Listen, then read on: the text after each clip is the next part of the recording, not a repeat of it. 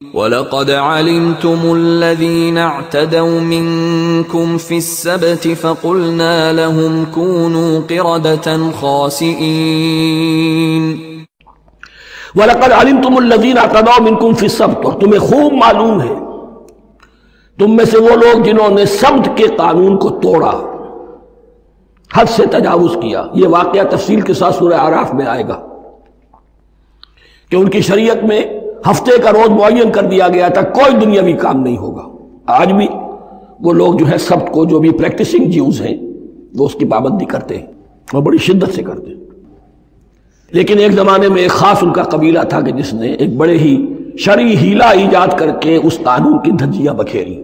تفصیل ہم پڑھیں گے سورہ اعراف میں۔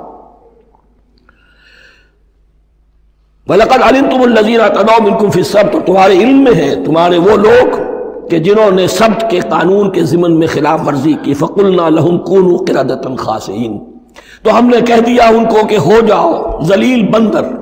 ان کی شکلیں بس کر دی گئی، انہیں بندروں کی شکل میں تبدیل کر دیا گیا۔